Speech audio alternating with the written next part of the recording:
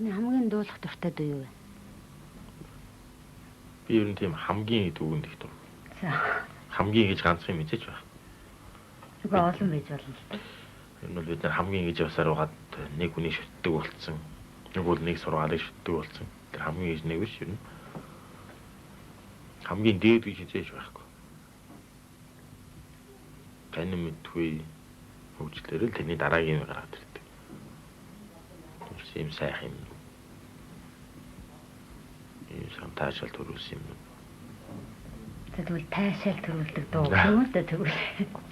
Тэр олон юм бий л дээ. За. Ардын дуунууд, орчвийн дуунууд. Рок хамтлагуудаас бол Pink Floyd-ийн бол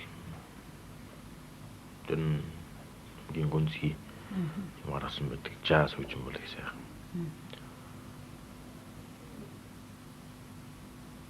Тэр Pink Floyd лирик таалагддаг да. Pink Floyd чи ер нь хэдий оюутан байхаас анх танилцсан уу?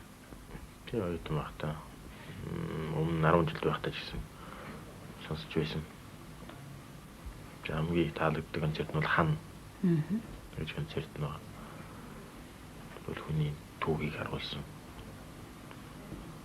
Түүхийн талаас нь дэрийг ухамсарлыг оролцсон. Тэр бол хөгжмийн илэрэг зүйлэр хийсэн. Хүний толгойд ингээд тэр хөгжмийг сонсож байхад бүх тэр дуу зураг нь харагдаж байна. Түүнүүд нь ямар үеийг харуулсан. Юунаас эхлээд энэ юунд хүрэх чийж. А юунд ирээдүйд хүрэх гэж болох вэ?